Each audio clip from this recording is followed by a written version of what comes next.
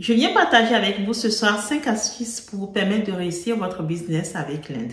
Je dis avec l'Inde, mais ça peut être aussi avec la Chine, la Turquie ou encore d'autres pays, puisque ce sont 5 astuces essentielles qui vous permettent de construire la relation avec votre fournisseur et de maximiser vos profits.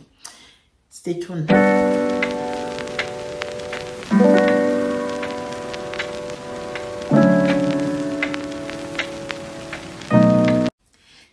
Hello, coucou les amis, j'espère que vous allez bien. Moi, je suis en pleine forme. Si vous me découvrez dans cette vidéo, mon nom est Stacy, je suis entrepreneuse e-commerce, employée dans les achats miniers industriels, investisseur en immobilier. Alors, je viens sur cette chaîne vous parler de business, essentiellement avec l'Inde.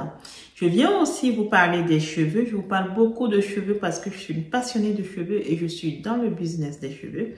Et puis, je viens ici et là aussi partager avec vous des expériences personnelles ou mes connaissances dans le domaine des achats, puisque c'est mon métier dans la vie, pour vous permettre en fait de prendre de bonnes décisions, de réussir votre vie, de réussir votre business. Si ce sont des thèmes qui peuvent vous servir, je vous invite à vous abonner. Alors, comme je le disais tantôt, j'avais envie de venir partager avec vous ce soir 5 astuces qui vont vous permettre en fait de construire des relations solides avec vos fournisseurs. N'est-ce pas? C'est la clé pour bâtir un business prospère, pour pérenniser votre business. Donc, je le disais, moi, je parle de relations avec les fournisseurs indiens, mais ça peut être aussi tout simplement la relation avec vos fournisseurs basés dans d'autres pays. Ce sont des principes, en fait, je les ai partagés en 3. Donc, il y a 5 astuces divisées en 3 grands groupes. Le premier groupe, c'est plutôt dans la relation sociale avec votre fournisseur. Comment appréhender les choses pour pouvoir construire une relation de confiance. J'ai isolé un cas particulier, en fait, que je dirais, ça fait plutôt partie du bon sens.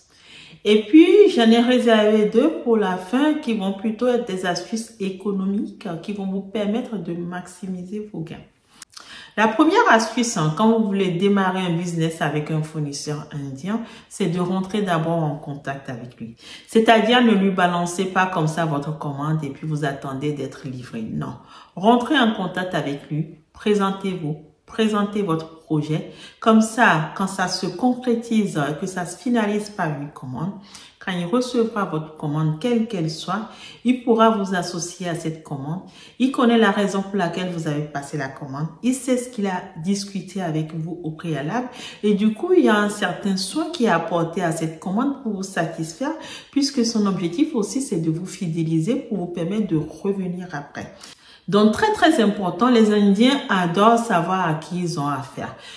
Au-delà de rentrer en contact, si vous en avez les moyens, que vous pouvez vous le permettre, déplacez-vous en Inde. Ils adorent ce qu'ils appellent les Welcome in Client. Quand il vous a rencontré dans sa société, vous avez échangé des choses, ça crée un lien en fait qui fait que quand il reçoit votre commande, croyez-moi, vous êtes un privilégié. Il traite cette commande autrement. Il échange avec vous à la moindre question. Il veut vous satisfaire parce qu'il sait qui vous êtes. Ils adorent faire les selfies quand vous allez les voir comme ça. Ça leur fait plaisir parce qu'ils savent qu'ils sont à l'autre bout du monde. Alors, venir jusqu'à eux pour une marchandise, c'est signe comme quoi vous êtes motivé. Vous voulez vous engager dans quelque chose avec eux. Et eux, ils n'ont qu'une envie, c'est de vous satisfaire, c'est de vous le rendre. Donc, très important, rentrer en contact, échanger avant d'envoyer votre commande. La deuxième astuce, quand vous faites du business avec les Indiens, c'est n'essayez pas de les écraser. Encore une fois, je dis les Indiens, mais peu importe le fournisseur, parce que c'est vrai, on dit souvent le client est un roi. Donc, on se dit que les fournisseurs ont besoin de nous en tant que clients. Mais croyez-moi, les clients ont besoin aussi des fournisseurs. Donc, quand vous répondez pas à leur mail dans les temps, quand vous les méprisez, vous les traitez avec mépris, vous vous dites, voilà, c'est moi qui décide, donc il vous envoie un petit message, vous ne lui répondez pas, vous réagissez 6 mois après, vous faites ça 2 ou 3 fois, il fera de même avec vous, et du coup, après, c'est quoi? Ce sont les commandes qui vont prendre du retard, c'est une relation qui va commencer à s'effriter, et ça n'aide pas pour la pérennité de votre business. Donc, toujours traitez vos fournisseurs avec respect, c'est très important. Et pareil, dans la négociation, il ne s'agit pas d'aller écraser un fournisseur ou encore de le faire vendre à perte. Parce qu'encore une fois, si vous baissez vos prix à outrance et qu'il perd de l'argent ou il vous sort, parce qu'un fournisseur aussi peut sortir un client, hein, il a le droit de vous dire qu'il ne veut plus vous vendre, ou il vous répond plus, ou alors il vous vend en perte en fait. À un moment donné, vous êtes d'accord avec moi qu'il finira par mettre la clé sous la porte. Et quand il met la clé sous la porte, vous, quelque part, vous avez perdu un client. Et du coup, vous venez renforcer ses concurrents. Vous avez moins de fournisseurs disponibles sur le marché à challenger. Et quelque part, ça impactera négativement vos tarifs. Donc, il est très important de savoir reconnaître les limites de vos fournisseurs pour ne pas les mettre en difficulté, pour pouvoir les garder le plus longtemps possible dans le panel. Parce qu'il en va du développement de votre business. La troisième astuce, je vous disais que ça faisait plutôt partie du bon sens, c'est montrez-vous ouvert à ces dîners ou encore à ces déjeuners d'affaires. Vous êtes nombreux en fait à être réfractaires à cela, ça n'a rien de mal. Sachez saisir ces moments. Ces moments vous donnent l'occasion de vous retrouver dans des situations ou dans des conditions informelles où vous allez pouvoir poser toutes sortes de questions, j'ai envie de dire parler de tout et de rien.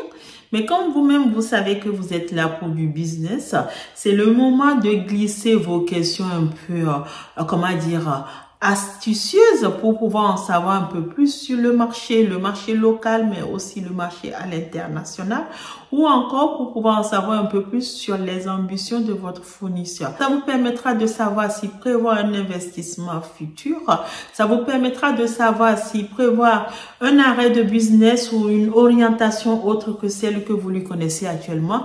Mais en tous les cas, ça vous donnera des informations que vous n'aurez certainement jamais dans son bureau quand vous traitez d'affaires avec lui, quand vous négociez avec lui.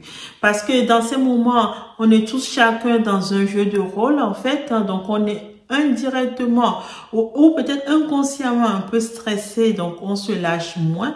Mais quand on se retrouve au cours d'un déjeuner, au cours d'un dîner, la tension retombe, on est prêt à se dire beaucoup de choses et du coup, ces moments permettent de glaner beaucoup d'informations.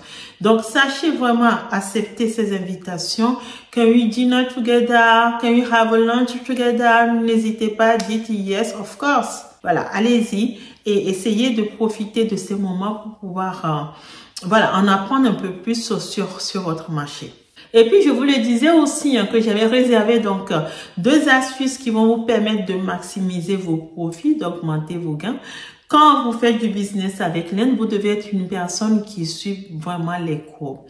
Je parle des courbes qui vous permettent en fait de maîtriser la parité entre l'euro et le dollar. Pourquoi je vous dis ça? Des pays comme l'Inde ou encore la Chine vont traiter beaucoup en dollars américains.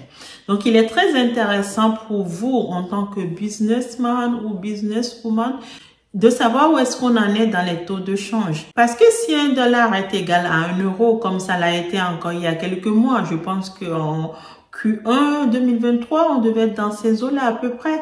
Donc, quand on était 1 dollar égal à 1 euro, vous conviendrez que quand vous achèterez à ce moment-là, vous ferez moins de bénéfices que si 1 dollar avait été égal à 0,91 ou 0,93 centimes.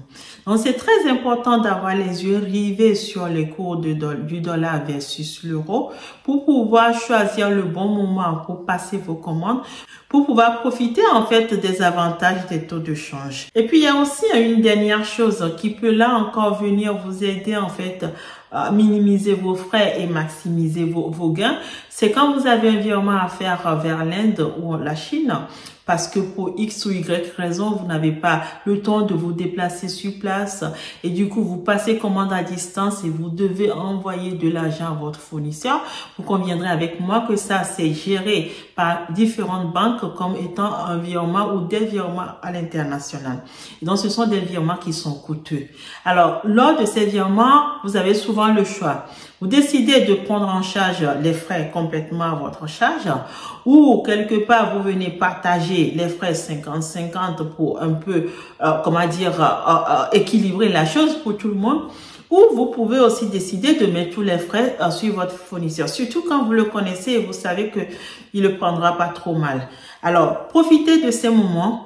Mettez les frais du côté du fournisseur si vous le pouvez. Bien sûr, bien évidemment, le plus équitable, c'est de partager ses frais.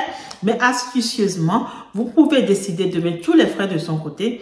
Comme ça, ni vu ni connu pour vous. Croyez-moi, quand ce sont de grosses sommes, si vous devez envoyer 10 000, 15 000, 20 000 dollars en Inde, vous ferez de belles économies, en fait, qui viendront quelque part impacter du coup positivement votre prix de vente plus tard et vous permettre de bien vous positionner sur le marché.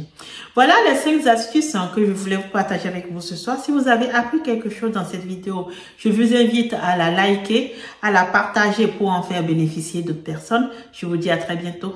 Au revoir.